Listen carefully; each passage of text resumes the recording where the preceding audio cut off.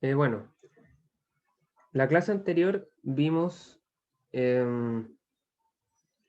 lo que el concepto de fuerza interna, ¿cierto? Que es básicamente la fuerza que se desarrolla internamente en un material, en una pieza, ¿cierto? Para lograr que el material internamente esté en equilibrio, ¿cierto? Cuando una pieza está sometida a cargas externas, el material internamente reacciona para mantenerse unido, ¿cierto? Para no romperse, desarrolla fuerzas internas. Y eso fue lo que aprendimos a calcular la clase pasada. Vimos un método, ¿cierto? Que es el método de las secciones, que era básicamente hacer un corte en un área de interés y luego ahí, ¿cierto? Aparecía una serie de cargas y momentos internos que son las reacciones que genera el material. Vimos que eran cuatro, ¿cierto? La carga axial, la carga cortante, el momento torsor y el momento flector. Y vimos un ejemplo en el plano y luego otro en el espacio. Hoy día vamos a introducir uno de los dos conceptos más importantes de este curso, que es el concepto de esfuerzo, ¿ya? Y que nace justamente también de este tema de las cargas internas, ¿cierto? Acá tenemos el mismo dibujo que vimos en la clase anterior, que es, ¿cierto?, la mitad del cuerpo que seccionamos, ¿cierto? Seccionamos un cuerpo para conocer sus cargas internas y nos damos cuenta de que en la teoría aparece una distribución de fuerza interna, aquí, una distribución de fuerza. Esa distribución de fuerza, si bien a priori es imposible de conocer, ¿cierto?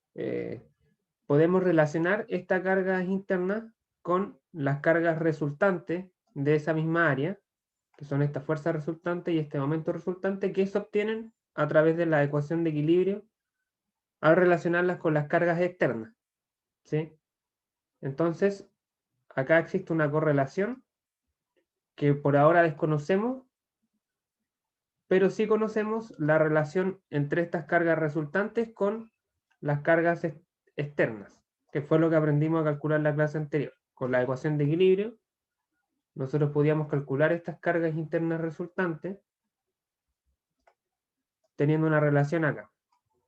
Pero nos falta hacer este paso que está en azul acá. O sea, pasar de la fuerza resultante y del momento resultante a la distribución.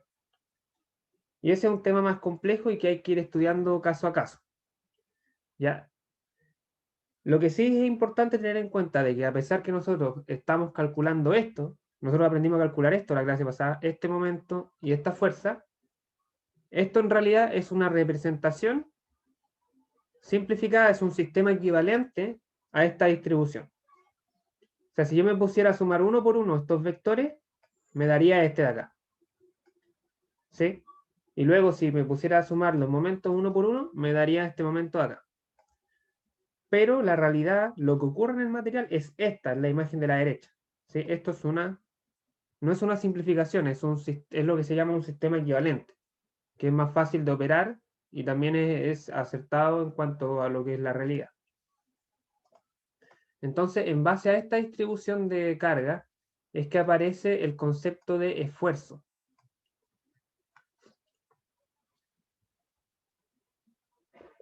El concepto de esfuerzo aparece cuando nosotros esta área que tenemos acá la dividimos, ¿cierto?, en áreas pequeñas, infinitesimales, ¿cierto?, en diferenciales de área. Por ejemplo, acá tenemos este diferencial de área, un área muy pequeña, infinitesimal, ¿cierto? Y vemos la fuerza, o el delta fuerza, ¿cierto? La fuerza infinitesimal también, que aparece en esa área. O sea, aquí vamos a tener distintas áreas, en cada área vamos a tener una fuerza actuando, ¿cierto? Porque hay fuerza en toda el área, la fuerza está distribuida. Entonces, aparece en este diferencial de área, aparece un diferencial de fuerza. Entonces, el esfuerzo no es otra cosa que la intensidad de fuerza por unidad de área, ¿cierto? Es cuánta fuerza está distribuida en un área, ¿sí? Entonces, para hacer los cálculos formales del esfuerzo, lo que se hace es este diferencial de fuerza descomponerlo en un diferencial que es normal o perpendicular al área y en otro diferencial que es tangencial. ¿Sí? Que es tangencial, y a partir de eso se definen los dos tipos de esfuerzos que existen. Uno es el esfuerzo normal, ¿cierto? Que es la intensidad de fuerza por unidad de área cuando la fuerza es normal al área. Es decir, en este caso es fuerza normal dividido en área. Y la definición formal del esfuerzo es cuando el límite de esto tiende a cero. ¿Ya? Esta es la definición formal y se trabaja así o se define así formalmente porque el esfuerzo se define en puntos específicos, ¿sí? En puntos específicos. Entonces, si yo quiero conocer el esfuerzo en un punto específico acá, lo que tengo que hacer, lógicamente, ¿cierto? Del cálculo infinitesimal es hacer que esta área tienda a cero. Por eso el límite. Pero es una definición formal. En la mayoría de los casos, esta distribución de fuerza se conoce y no se precisa calcular un límite, ¿sí? Pero la definición formal es esa. Bueno, los esfuerzos normales pueden ser de dos tipos. El primero es cuando la fuerza tira del área, ¿cierto? O sea, va hacia afuera del área, digamos, jala del área. En ese caso se dice que es un esfuerzo de tensión, ¿sí? Cuando la fuerza, el diferencial de fuerza, como en el ejemplo que hay acá, va hacia afuera, ¿cierto? Es un esfuerzo de tensión. En caso contrario, si el diferencial de fuerza va hacia el área, o sea, lo empuja, en ese caso es un esfuerzo de compresión. Por ejemplo, si tomamos esta área que está acá, donde actúa esa fuerza que va hacia el área, en esta área que acabo de marcar en verde, tendríamos un esfuerzo compresivo, ¿sí? Porque la fuerza va hacia el área. Va hacia el área, esfuerzo de compresión. Y luego el segundo tipo de esfuerzo, ¿cierto? Es el de fuerza tangencial por unidad de área. Intensidad de fuerza tangencial por unidad de área. También se define con el límite cuando el área tiende a cero. Y en este caso, ¿cierto? Se, se, se, se define el esfuerzo corte dividiendo esta fuerza tangencial en esta área. Y se hace la distinción porque cada uno tiene efectos distintos, ¿sí? Esa es la definición formal de esfuerzo. No es nada del otro mundo, o sea, es simplemente fuerza sobre área. Se calcula en el límite, como digo, por un tema de que queremos llegar al punto. Pero este parámetro es importante porque es el esfuerzo, son parámetros que definen al material, ¿sí? O sea, yo no puedo hablar de que un material está hecho para soportar tantos newton de carga. Eso no es correcto, ¿sí? Yo no puedo decir que soporta tantos newton de carga un material, porque va a depender si esos newton, por ejemplo, el 5 newton, no es lo mismo tener 5 newton distribuidos en un área muy pequeña que tener 5 newton distribuidos en un área muy grande. Entonces, un material se caracteriza por el esfuerzo que puede soportar, no por la fuerza, ¿sí? No sé si eso se entiende. Yo no puedo decir que un material, el acero, por ejemplo, resiste 5000 newton. No puedo decir eso. No puedo decir eso, pero sí puedo decir, oye, un material, un acero, puede resistir 5000 megapascales o pascales, por ejemplo, que es la unidad del esfuerzo. ¿Sí? Pascales, ¿cierto? Que es la misma unidad de presión que conocerán, ¿cierto? Por la presión hidrostática. Un pascal es un newton metro cuadrado, pero en general, en los problemas que vayamos encontrando, un pascal es una unidad súper pequeña y generalmente vamos a encontrar kilopascales, megapascales o hasta gigapascales. ¿Sí? Y en el sistema inglés, la unidad es libra sobre pulgada cuadrada, y esa es una unidad que se define como el PSI. El PSI, aquí está. Y un múltiplo del PSI es el KSI, que son 1000 PSI, 10 elevado a 3 PSI. Entonces, insisto que un material se caracteriza por el esfuerzo que puede soportar, no por la fuerza, porque va a depender si la pieza que yo construí es más gruesa o más delgada.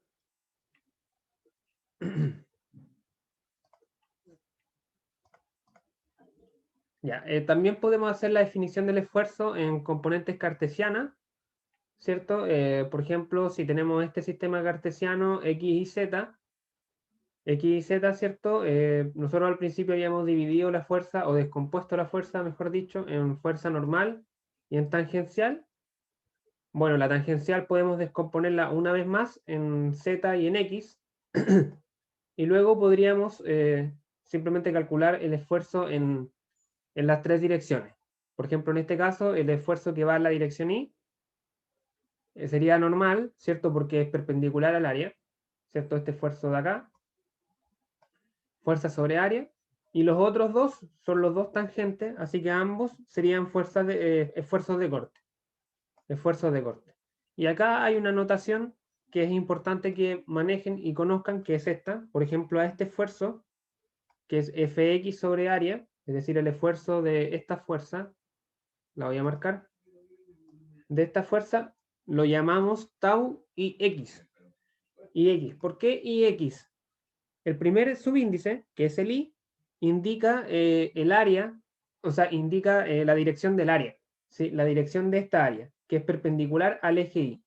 ¿Sí? El primer subíndice en ambos indica la dirección del área donde yace el esfuerzo, ¿sí? Que es perpendicular al eje y. Y el segundo subíndice indica la dirección. O sea, en el primer caso está en el eje X y en el segundo está en el eje Z.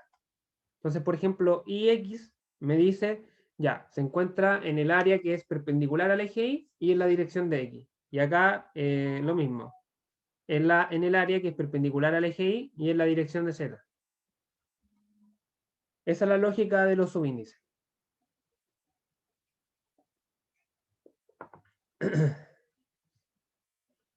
Acá lo pone, ¿cierto? El eje Y especifica la orientación del área, mientras que X y Z se refieren a los ejes coordenados en cuya dirección actúan los esfuerzos cortantes. Esas serían las definiciones de esfuerzos cartesianos. Ahora, por ejemplo, si seguimos seccionando el área que teníamos, el área que teníamos antes, ¿cierto? Si hacemos otro corte, ahora un corte vertical, ¿cierto? Entonces vamos a tener una nueva área cortada, por decirlo de alguna forma, que sería esta área de acá, ¿cierto? En esa área va a volver a aparecer una distribución de fuerza. Una distribución de fuerza, entonces, en este diferencial de área nuevo, también van a aparecer esfuerzos, ¿cierto? Va a aparecer una fuerza, si esa fuerza la divido en el área, vamos a tener un esfuerzo, que si yo lo descompongo, vamos a tener un esfuerzo normal. Nuevamente, fíjense la notación de los subíndices. Este es X, ¿cierto? Porque es en la dirección de X. Y acá XY y XZ porque el área es perpendicular al eje X y luego porque cada uno se encuentra en la dirección de Y y este en la dirección de Z. ¿Sí? Si continuamos haciendo esto, hacemos otro corte más ahora en esta dirección, así, ¿cierto? Va a pasar exactamente lo mismo. Vamos a tener una fuerza, esa fuerza la dividimos en el área, la descomponemos y tenemos un esfuerzo normal en la dirección de Z y dos esfuerzos de corte, eh, uno ZI porque es perpendicular o sea, porque se encuentra en el área que es perpendicular a Z y porque va en la dirección de Y, y acá lo mismo pero con X.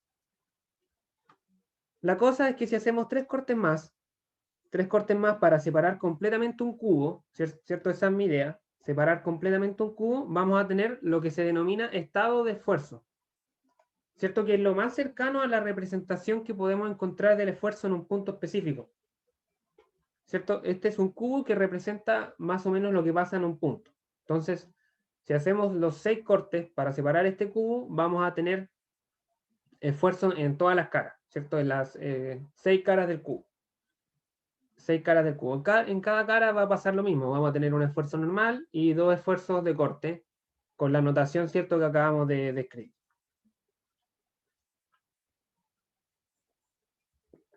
Ahora, este estado de esfuerzo, este punto, tiene que estar en equilibrio.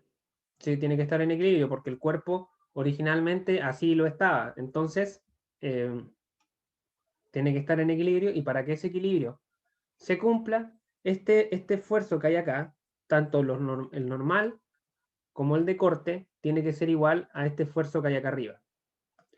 ¿Sí? Tienen que ser iguales. O sea, el esfuerzo normal que hay aquí tiene que ser igual a este esfuerzo normal para que esté en equilibrio, porque esto no está en traslación ni nada.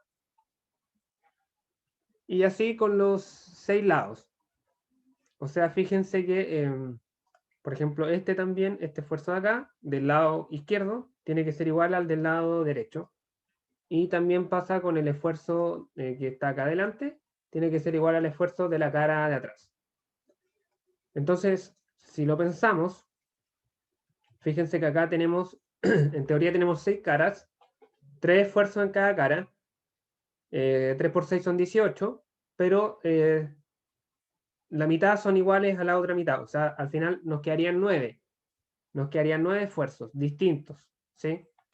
Pero resulta que varios de ellos igual son, valga la redundancia, iguales, ¿cierto? Si yo proyecto una de las caras, por ejemplo, acá proyecté la cara que va en el plano XY, ¿cierto? Dibujo los esfuerzos que están en esas caras, ¿cierto? Por ejemplo, acá el esfuerzo normal, el esfuerzo de corte, XY, etcétera. En las 4 caras que se ven en esta proyección y planteo las ecuaciones de equilibrio, por ejemplo, la sumatoria de momentos respecto al punto C, ¿cierto? Me queda esta ecuación que no me voy a detener mucho en explicar, simplemente tenemos esfuerzo por área, lo que me da fuerza, y luego la fuerza para calcular momentos, ¿cierto? La multiplicamos por el brazo, que es la distancia desde la fuerza al punto C. Si yo hago esta ecuación y resuelvo, ¿cierto? Voy a obtener esta igualdad, que me dice que el esfuerzo cortante en la dirección XY es igual al esfuerzo cortante en la dirección YX, ¿sí? Esto lo que me está contando es que este esfuerzo de acá es igual a este esfuerzo de acá. Sí, y por ende también son iguales este de acá y este de acá. O sea, dentro de un mismo estado de esfuerzo, hay 4 esfuerzos cortantes iguales. 4 esfuerzos cortantes iguales. Y lo mismo podemos concluir si hacemos las otras dos proyecciones. Si hacemos esta y si hacemos esta. Entonces, al final, solamente hay 3 esfuerzos de corte distintos en un estado de esfuerzo. Y hay 3 esfuerzos normales distintos. Entonces, al final del día, un estado de esfuerzo queda bien definido solamente con 6 esfuerzos. 3 normales, sigma X, sigma Y, sigma Z. Esa es la letra, por si acaso, la letra griega que se usa para el esfuerzo normal, sigma. Y para el esfuerzo de corte, la letra griega es tau. Y también son 3. XY, XZ y Z. Ya que los demás son iguales. Por ejemplo, este acá es igual a este. Y este es igual a este. Y así. Así. Entonces, esa sería la conclusión. Ahora, las implicaciones que tiene esto es que si yo cuando estoy resolviendo un problema X, ¿cierto? Si encuentro un esfuerzo normal en una cara, esto implica que el mismo esfuerzo normal existe en la cara contraria con sentido opuesto. Por ejemplo, si yo resuelvo un problema y encuentro un esfuerzo normal en la dirección de Y, ¿sí? La implicación que tiene este análisis que estamos haciendo es que ese esfuerzo también existe en la cara contraria, con la dirección opuesta.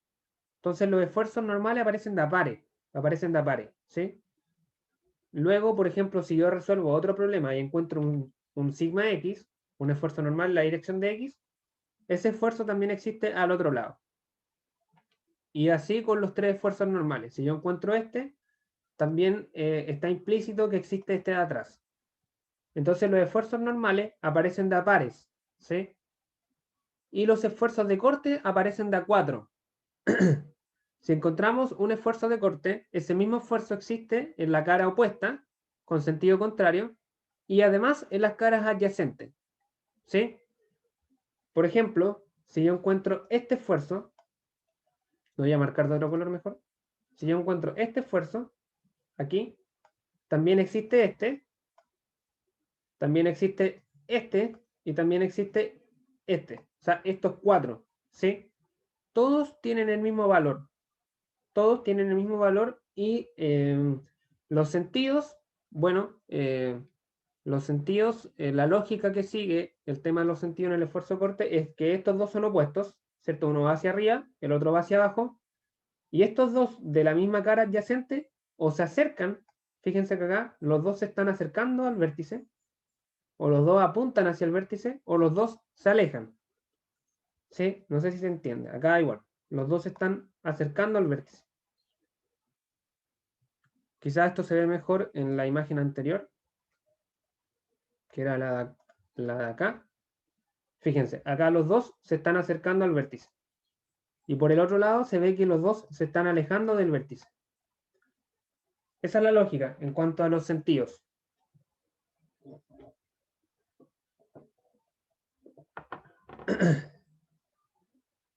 Entonces, esta es la definición del estado de esfuerzo. ¿Con qué objetivo se hace? Bueno, para caracterizar completamente un punto. Un punto. Si yo las aristas de este cubo hago que tiendan a cero, obtengo un punto. ¿Sí? Del material específico. Ahora, quizás esto parece un poco extraño de primeras, pero ya van a ver que no lo es tan así. Vamos a ir viendo ahora en detalle los dos tipos de esfuerzo. Vamos a partir primero con el esfuerzo normal. No sé si hasta acá, antes de continuar, ¿alguien tiene alguna duda?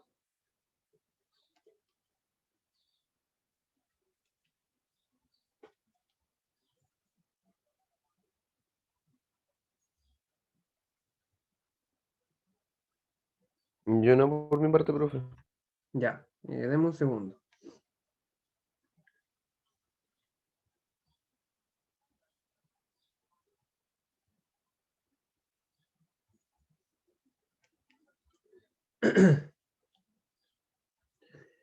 Ya, vamos a ver entonces el primer tipo de esfuerzo, que es el esfuerzo normal. Em, el esfuerzo normal, vamos a ver uno de los casos que es más común.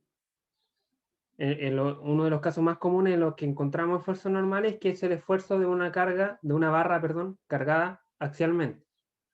¿Cierto? De hecho, esto ya nos hemos encontrado con barras de este tipo, cuando resolvemos estructuras, ¿cierto?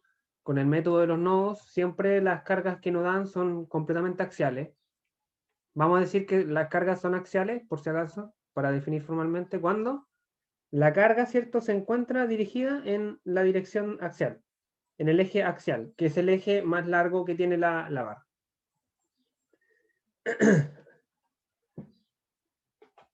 Entonces queremos determinar la distribución del esfuerzo, ¿sí?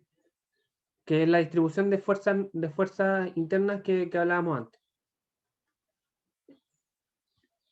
Para eso, ¿cierto? Vamos a suponer que la barra, ¿cierto?, tiene una forma general y que cumple con las siguientes condiciones. Vamos a decir que es prismática, ¿sí? Es prismática. Prismática quiere decir, ¿cierto?, que tiene la misma sección transversal en todo su largo. ¿Sí? O sea, por ejemplo, acá está circular y cualquier sección que yo corte es igual, ¿sí? Es igual. Luego vamos a despreciar el peso de la barra y vamos a también decir que está cargada solamente en sus extremos, por lo que se puede modelar como un elemento sometido a dos fuerzas, ¿cierto? Eso lo vimos en la clase anterior, o hace dos clases, un elemento a dos fuerzas cuando está cargada solamente en dos puntos, por lo que esas dos fuerzas tienen que estar dirigidas a lo largo de la barra. A lo largo de la barra. Entonces, si yo quiero encontrar la fuerza interna que actúa en la barra, si yo quiero encontrar la fuerza interna que actúa en la barra, ¿cierto? Hago una sección, hago un corte, ¿no es cierto? Hago un corte acá y hago un corte y obtengo una fuerza interna, ¿cierto? Aquí. Luego, con la ecuación de equilibrio aplicada a uno de los segmentos que corté, puedo obtener el valor de esa fuerza interna. Acá es súper simple, ¿cierto? La fuerza interna va a ser igual a la carga externa P. Van a ser igual. Ahora queremos ver cómo esta carga, esta fuerza interna, se distribuye en esta área. ¿Sí? Porque recordemos que acá lo que hay es una distribución. Esta fuerza interna, la resultante, es una representación, nada más, simplificada. Pero acá existe una distribución. Entonces, para hacer ese análisis, para encontrar esa distribución, tenemos que hacer un par de suposiciones que son muy acertadas en muchos casos. La primera es que la barra va a permanecer recta. Eso quiere decir que no se va a pandear, ¿sí? Después de aplicar la carga. Y también que la sección transversal permanece plana. O sea, que esto no se alabea, que es el término que se utiliza cuando el área que es plana se desorienta o rota respecto a algún eje. Y si esto ocurre, vamos a decir que la barra se deforma uniformemente. O sea, lo que estamos diciendo acá es que la barra se estira o se encoge, pero de manera uniforme, ¿sí? Más o menos como, imagínenlo cuando ustedes tienen un elástico y lo estiran, ¿cierto? El elástico se estira de manera uniforme, o sea, no se ladea ni ocurre ningún otro fenómeno. Y cada porción del elástico se está, aunque no se vea, ¿cierto? Se está deformando en la misma cantidad. Ya, es por esto, para que estas condiciones o estos supuestos se cumplan, vamos a considerar solamente regiones en el medio de la barra, ¿cierto? No vamos a considerar regiones cercanas a los extremos, ¿sí? Por ejemplo, consideraríamos regiones más o menos por acá. No consideraríamos regiones cercanas a los extremos. Por ejemplo, acá o acá, porque en las regiones cercanas se ocurre un fenómeno, que quizás lo veamos más adelante, que es el fenómeno de concentración de esfuerzo, y eso genera distorsiones localizadas. O sea, la barra no se deforma uniformemente en esta sección, ¿sí? Se va a deformar mucho más los puntos más cercanos a la aplicación de la carga. Y al no haber deformación uniforme, bueno, el análisis que sigue no es válido.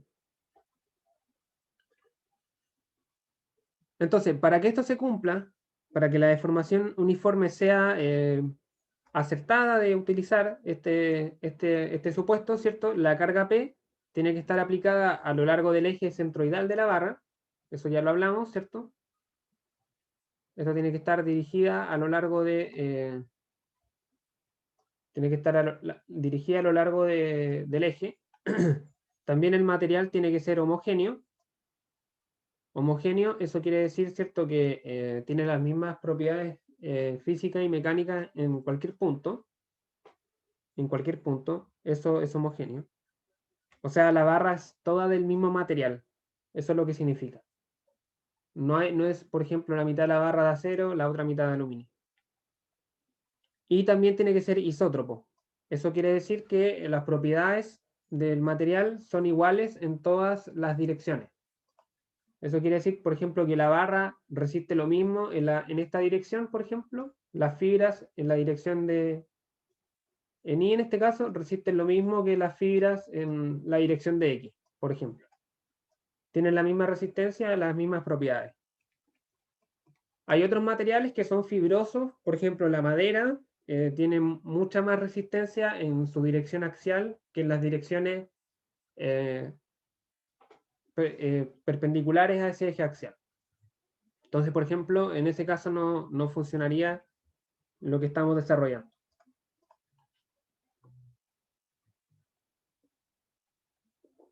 Entonces, suponiendo que la barra se deforma uniformemente, podemos definir un esfuerzo promedio, ya que si la deformación es uniforme, esa deformación uniforme tiene que estar causada sí o sí por un esfuerzo normal constante, que esté además uniformemente distribuido sobre el área de la sección transversal. O sea, lo que estamos diciendo acá es que el esfuerzo vale lo mismo en cualquier punto del área, ¿sí? Es constante. Aquí eso se materializaría exponiendo, ¿cierto?, que cada una de estas fuerzas internas tiene el mismo valor. Tiene el mismo valor. Entonces, como cada área transversal va a estar sometida a una fuerza que va a ser igual a este esfuerzo, que es constante por el área, la suma de todas estas fuerzas que actúan sobre la sección transversal deben ser equivalentes a la resultante en esa sección, que ya vimos por la ecuación de equilibrio que vale P.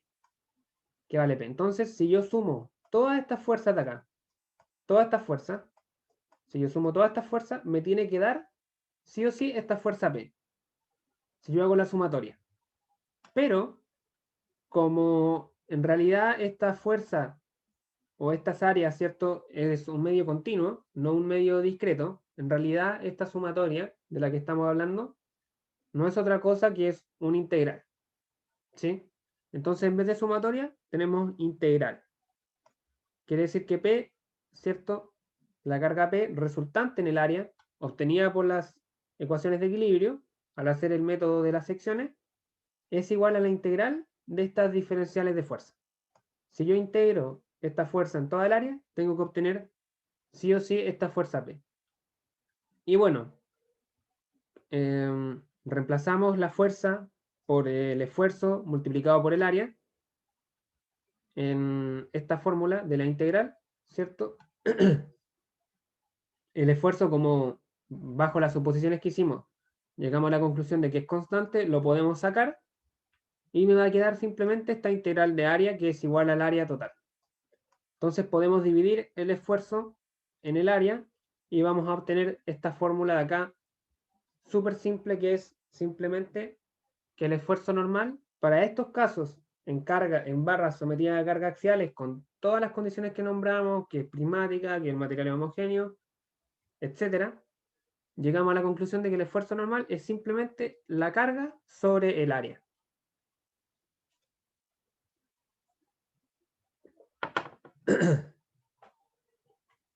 Entonces, dentro de esta fórmula tendríamos que el esfuerzo normal promedio, sigma, es igual al esfuerzo normal promedio en toda la sección transversal, en cualquier punto.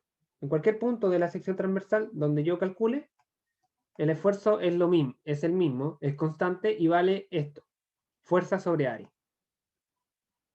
P es la fuerza normal interna resultante aplicada en el centroide del área de la sección transversal y se determina utilizando el método de las secciones, es decir, haciendo un corte y aplicando las ecuaciones de equilibrio. Y el área, ¿cierto?, es simplemente el área de la sección transversal de la barra.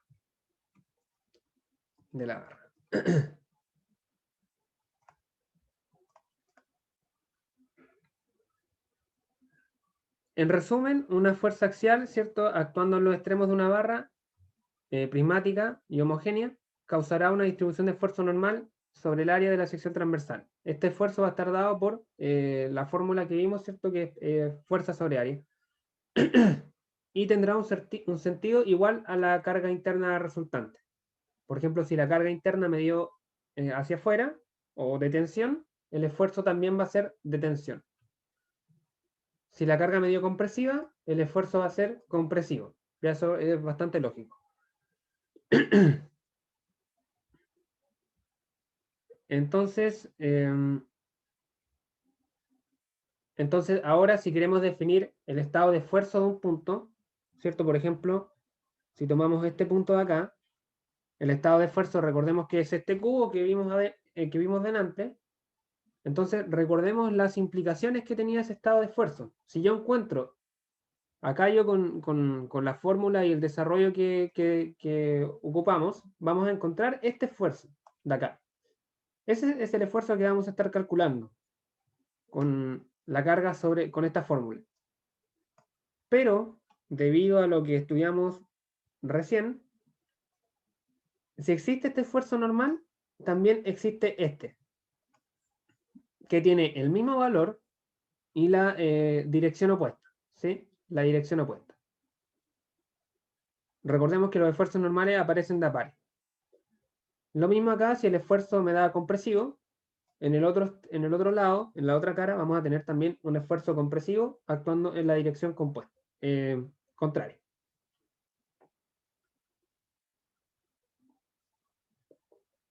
¿Sí? Por eso es importante saber interpretar y definir los estados de esfuerzo. ¿Sí? En este caso, el estado de esfuerzo es biaxial, ¿cierto? Tenemos una carga axial hacia arriba y en el otro lado una carga axial hacia abajo. Así que eso, ¿qué más me queda por mencionar? Bueno, en general, el análisis que acabamos de hacer era cierto válido para una barra en el que la carga interna y el área eran constantes, ¿cierto? Si ustedes se fijan, aquí, sin importar dónde yo hiciera el corte, si yo hago el corte acá, por ejemplo, obtengo el mismo resultado, porque la carga interna no cambia. O sea, si hago el corte acá, la carga interna me va a dar P, me va a seguir dando P, y el área sigue siendo A. Si hago el corte acá, lo mismo, vuelvo a obtener como carga interna la carga P, y el área sigue siendo la misma. Ahora, ¿qué pasa si el área cambia? O si cambia la carga interna. En muchas ocasiones, ¿cierto? Una barra puede estar sometida a varias cargas a lo largo de su eje, o puede presentarse un cambio de área. En ese caso, los esfuerzos normales van a ser diferentes en las distintas secciones, es decir, va a depender de dónde yo haga el corte. Y si se desea calcular el esfuerzo normal máximo, se tendrá que determinar la porción o el lugar, ¿cierto? El punto específico donde esta relación P sobre A sea máxima también. Para esto es necesario determinar la fuerza interna en varias secciones a lo largo de la barra, y eso se consigue generalmente haciendo un diagrama de fuerza normal o carga axial. Y este diagrama simplemente lo que hace es graficar la fuerza normal en función de la posición en la que se encuentra. Y existe una regla de signos para hacer estos gráficos y para hacer los cálculos. Y es que cuando la carga es tensionante, va en tensión, vamos a decir que la carga es positiva y también vamos a decir que el esfuerzo es positivo. O sea, esfuerzos de tensión positivos, ¿vale? Y en caso contrario, en esfuerzos compresivos, tendríamos, ¿cómo se llama? Esfuerzos negativos y cargas negativas también, ¿vale? Entonces, la tensión positiva y la compresión negativa, ¿sí? Hasta aquí, dudas, consultas. Vamos a ver un ejemplo ahora. Vamos a ver un ejemplo. No sé si alguien tiene alguna duda, algo que no haya quedado claro.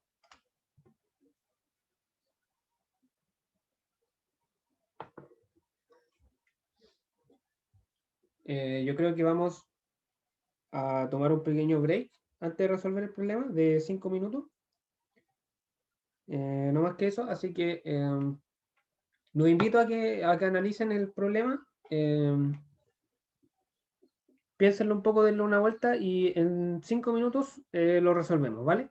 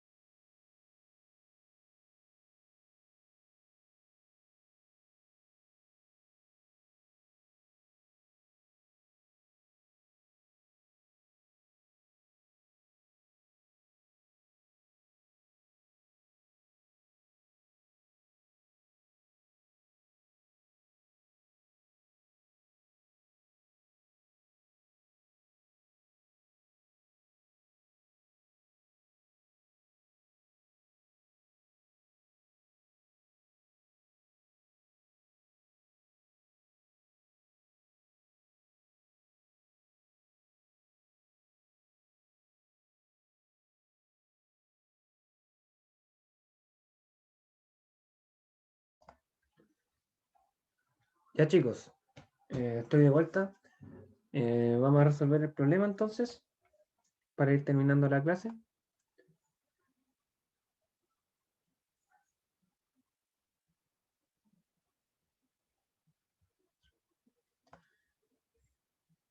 Ya.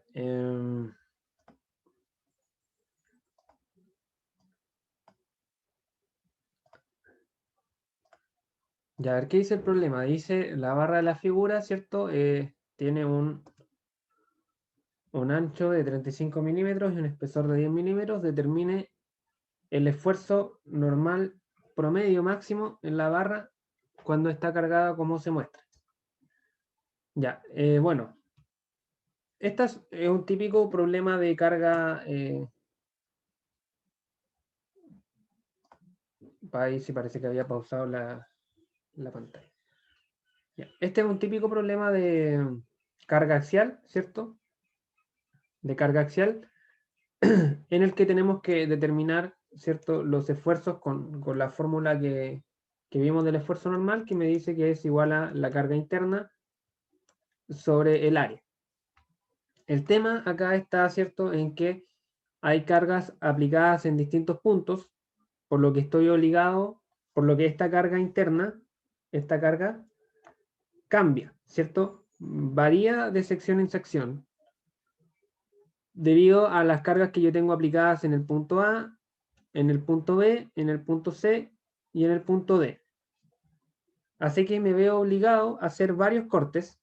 Tendría que hacer un corte entre A y B, vamos a llamarlo H1. Luego en B tengo cargas nuevas, así que estoy obligado a hacer otro corte entre B y C. Y en C me vuelven a aparecer distintas cargas, así que tengo que hacer un tercer corte entre C y D. Entre C y D. Entonces, vamos analizando el tramo AB, ¿cierto? Hacemos el corte, voy a tratar de copiar la imagen acá. Aquí estaría, ¿cierto? Hago el corte, acá estaría mi plano de corte, que es el plano H1. Y bueno, en ese plano, ¿cierto? Sabemos que Profe, aparece... disculpe, Sí, dime. es Dime nomás. que está proyectando la pantalla del OneNote, porque está en el ejemplo aún. No A ver, vemos su pantalla. ya. Déjame ver. New share. Claro, aquí estamos. ¿Ahora sí?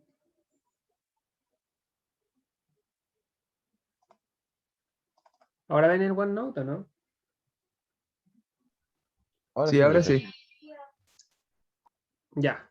Ya, disculpen ahí, pasé a compartir dejar fijo la pantalla compartida en el PPT. Bueno, a lo que iba, ¿cierto? Recapitulando un poco, por si se perdieron. Aquí, ¿cierto? Como tengo distintas cargas, tengo que hacer 3 cortes. Un corte acá, ¿cierto? Entre A y B. Luego otro corte, ya que en B hay nuevas cargas. Y otro tercer corte, ya que en C también aparecen nuevas cargas. Entonces, hago el primer corte, que sería esta sección entre A y B.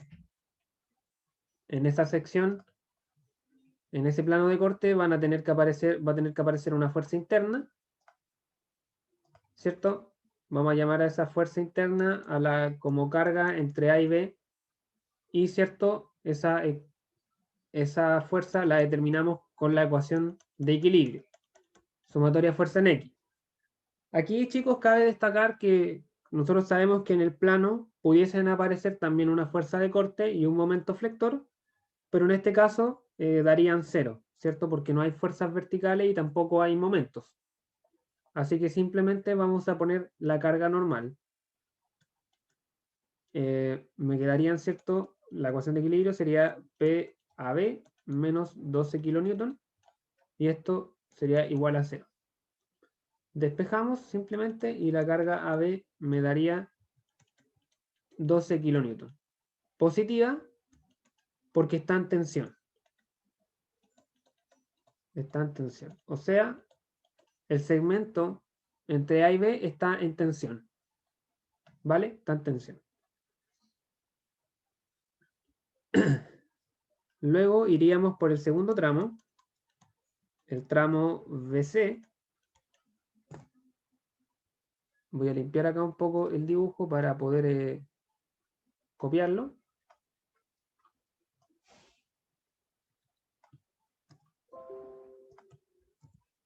Aquí tendríamos el tramo BC.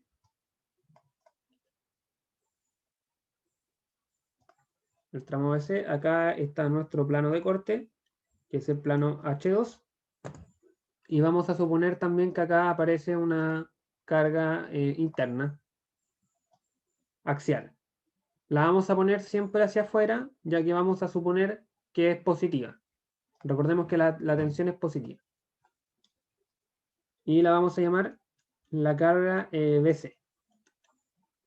La carga BC. Entonces tenemos sumatoria de fuerza en X igual 0.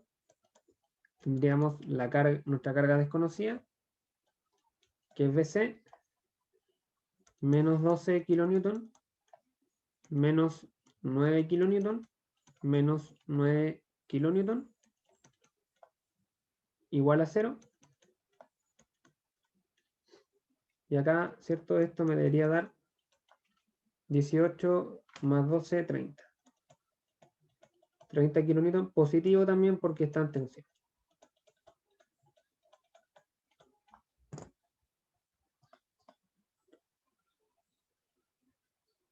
Está en tensión, ¿cierto? Vamos por el tercer y último corte.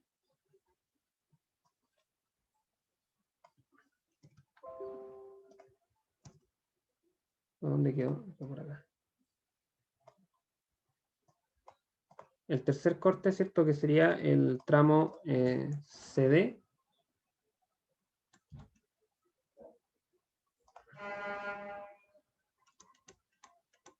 El tramo CD, ¿cierto? Exactamente lo mismo. Hacemos el corte en ese tramo. Acá tenemos nuestro plano de corte, H3.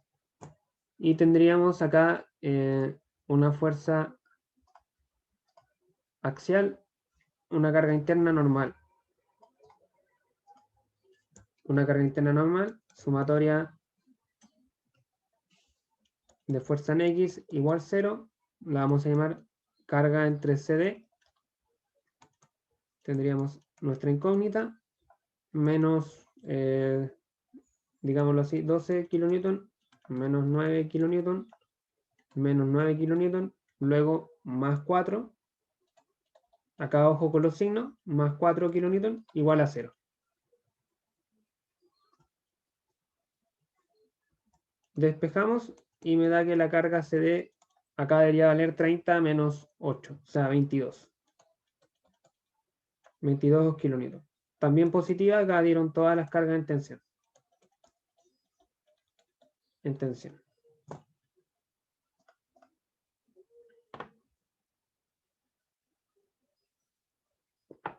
Entonces ahora podemos hacer el gráfico. Podemos hacer el gráfico, no sé si... No. Vamos a graficar carga versus longitud.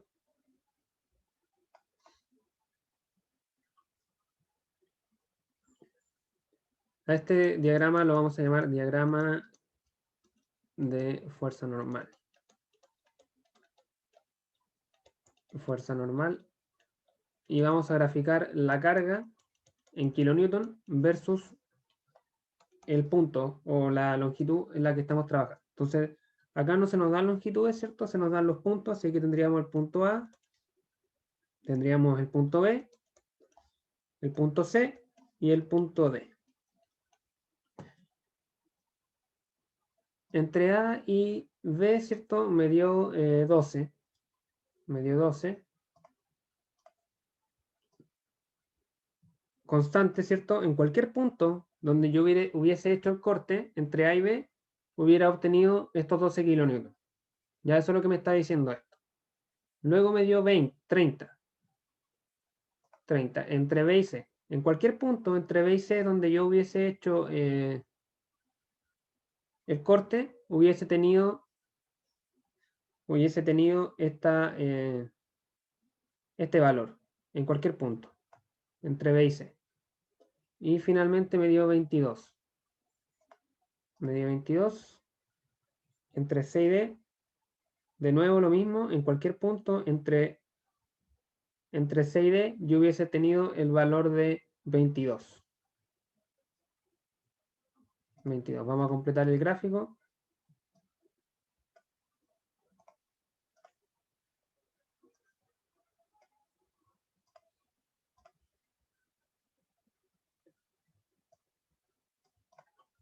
Vamos a completar el gráfico, ¿cierto? Acá esto vale 22. Esto vale 30. 30, 22 y esto era 12. 12, 30 y 22. Y acá es importante notar, ¿cierto?, que los saltos que encontramos en el diagrama, por ejemplo, este salto de acá, este salto, ¿cierto?, vale 18 kilonewton y se debe a estas dos cargas de 9. 9 más 9, 18. En dirección positiva, el salto es positivo, ya que causan tensión. Y luego acá tenemos otro salto. Tenemos otro salto que vale 8 kilonewton, ya que son estas dos cargas de 4. Y el salto acá es negativo porque estas dos cargas contribuyen a la compresión de la barra. ¿Ya? No llegan a causar compresión nunca porque la tensión que causan las otras cargas es mayor, ¿sí? Pero contribuyen a que se comprima o a que se tensione menos, ¿sí? Y bueno, los otros saltos que hay, chicos, que son los de los bordes, o sea, por ejemplo, este salto, acá esto se supone que parte en 0, llega a 12, ¿cierto? Llega a 12, es la carga que hay al principio. La carga que hay al principio, que es la carga de 12 kilonewton. O sea, esta de acá. Y al final el diagrama se cierra con un salto negativo hacia abajo que vale 22 kilonewton y que se debe a la última carga que está acá. Y que también contribuye a la compresión, digamos. Por eso es salto negativo. Así se explica el diagrama. Así se explica el diagrama. Y ahora podemos calcular los esfuerzos. Me pide calcular el esfuerzo normal promedio máximo. Promedio máximo es la barra, ¿cierto? En este caso, como la barra tiene la misma sección transversal de 35 por 10,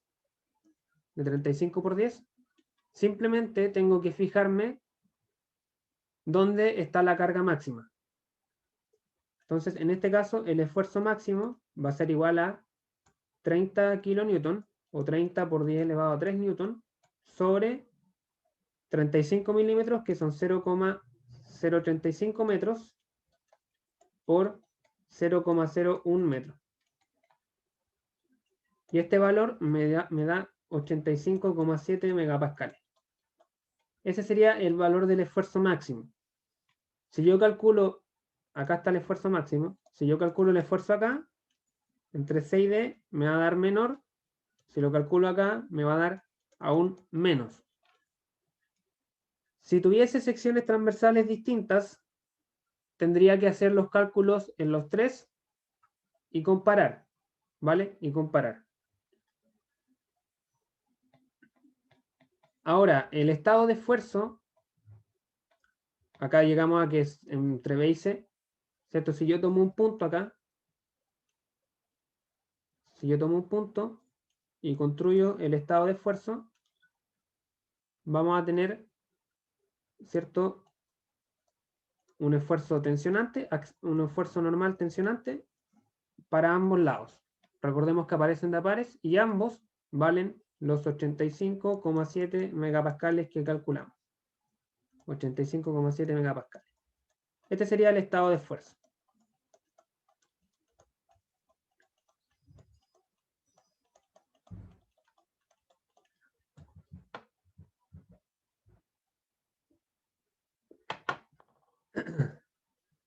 Y bueno, ese es el problema, básicamente. Encontramos dónde está la carga máxima, haciendo el diagrama, y calculamos el esfuerzo máximo. Y terminamos concluyendo cómo es el estado de esfuerzo. ¿Dudas, consultas, muchachos?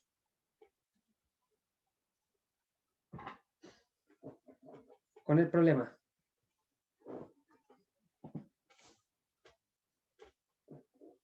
No, por mi parte, profe, que muy claro.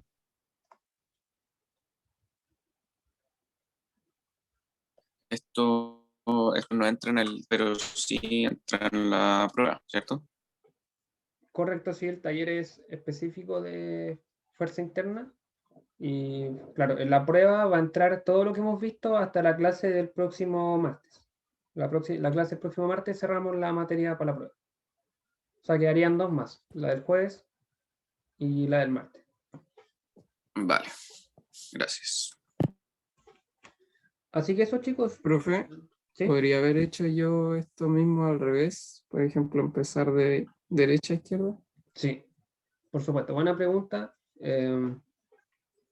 Se puede hacer exactamente lo que dice el compañero, empezar de derecha a izquierda, y los resultados me tienen que dar exactamente los mismos. O sea, si se fijan, por ejemplo, para ejemplificar, si yo tomase, por ejemplo, la parte más de la izquierda, esta parte de acá, aquí está, y calculo la carga interna que hay acá,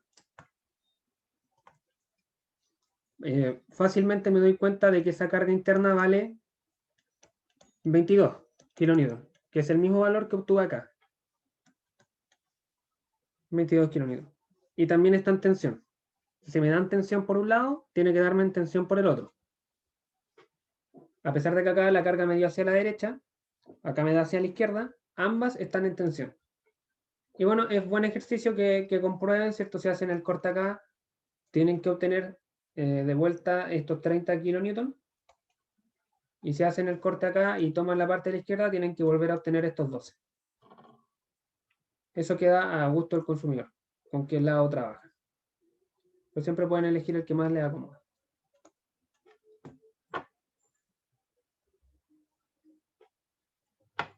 ¿Alguien más tiene alguna duda, consulta?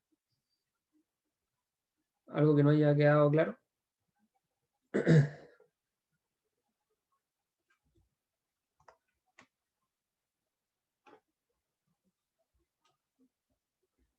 Bueno, chicos, si no hay más dudas o cosas que quieran comentar, lo dejamos hasta acá.